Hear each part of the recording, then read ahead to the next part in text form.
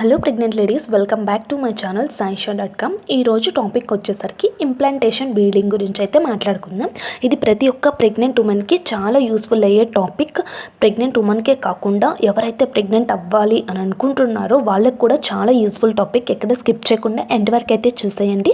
ఎవరైనా నా channel first time చూస్తున్నట్లయితే ప్లీజ్ సబ్స్క్రైబ్ అయితే చేసుకోండి. ఇలాంటి వీడియోస్ మరిన్ని కావాలి అనుకుంటే తప్పకుండా కామెంట్ సెక్షన్లో నాకైతే కామెంట్ చేయండి.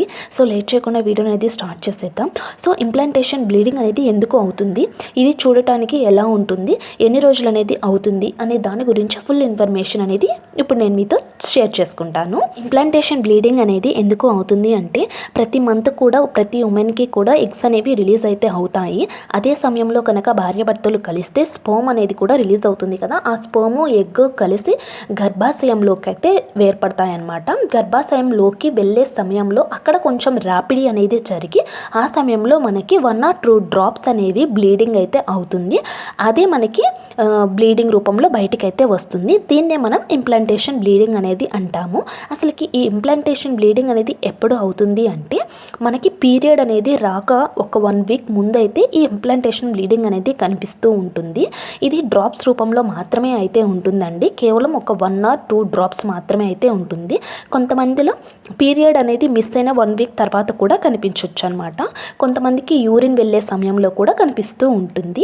ఇంకా ఈ ఇంప్లాంటేషన్ బ్లీడింగ్ ఎన్ని డేస్ ఉంటుంది అంటే ఇది కేవలం ఒక 1 or 2 డేస్ మాత్రమే అయితే ఉంటుంది. లేకపోతే ఒక వన్ డేనే కనిపించైతే వెళ్ళిపోతుంది అనమాట.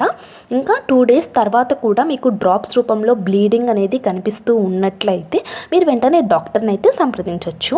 ఇది ఒక 2 డేస్ మాత్రమే అయితే ఉంటుంది. 2 డేస్ తర్వాత ఇంకా బ్లీడింగ్ అనేది కనిపిస్తుంటే డేంజర్ సిమ్టమ్గా అయితే చెప్పుకోవచ్చు. సో ఇంప్లాంటేషన్ బ్లీడింగ్కి పీరియడ్ బ్లీడింగ్కి డిఫరెన్స్ అనేది మనం ఎలా తెలుసుకోవచ్చు అంటే మనకి పీరియడ్ బ్లీడింగ్ అనేది అవుతూ ఉంటే హెవీగా అవుతుంది. అది కూడా 4 or 5 డేస్ అనేది కంటిన్యూగా అవుతూ ఉంటుంది. కానీ ఈ ఇంప్లాంటేషన్ బ్లీడింగ్ అనేది కేవలం 1 or 2 డ్రాప్స్ మాత్రమే అవుతుంది. అది కూడా మనకి ఒక్కసారి కానివ్వండి లేదా 1 or 2 డేస్ మాత్రమే అవుతుంది. పీరియడ్ బ్లీడింగ్ అనేది మనకి రెడ్ కలర్లో అయితే ఉంటుంది. కానీ ఇది రెడ్ కలర్లో అయితే ఉండదు, పింక్ కలర్లో కానివ్వండి అలా లైట్ కలర్లో అయితే ఉంటుందన్నమాట. సో ఈ విధంగా మనం ఈ రెండింటి మధ్య డిఫరెన్స్ అనేది తెలుసుకోవచ్చు. మీరు ఈ సమయంలో కనుక ప్రెగ్నెన్సీ టెస్ట్ చేసుకుంటే మీకు నెగిటివ్ వచ్చే ఛాన్సెస్ అయితే ఉన్నాయి అన్నమాట. మీరు తర్వాత టెస్ట్ చేసుకుంటే పాజిటివ్ అయితే వచ్చే ఛాన్సెస్ ఎక్కువగా అయితే ఉన్నాయి. మీకు పాజిటివ్ వచ్చిన తర్వాత కూడా బ్లీడింగ్ కనిపిస్తే వెంటనే డాక్టర్ని అనేది సంప్రదించాలి. పీరియడ్ బ్లీడింగ్కి ఇంప్లాంటేషన్ బ్లీడింగ్కి డిఫరెన్స్ అయితే మీకు అర్థమైందని అనుకుంటున్నాను. అలాగే ఇంప్లాంటేషన్ బ్లీడింగ్ అంటే ఏంటి అనేది కూడా అర్థమైందని అనుకుంటున్నాను. మందిలో మనకి ప్రెగ్నెన్సీ పాజిటివ్ వచ్చిన తర్వాత కూడా ఇంప్లాంటేషన్ బ్లీడింగ్ కాకుండా నార్మల్ బ్లీడింగ్ అనేది అవుతూ ఉంటుంది.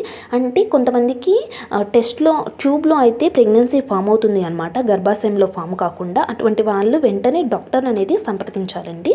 వీడియో నచ్చితే లైక్ చేయండి. Thank you for watching.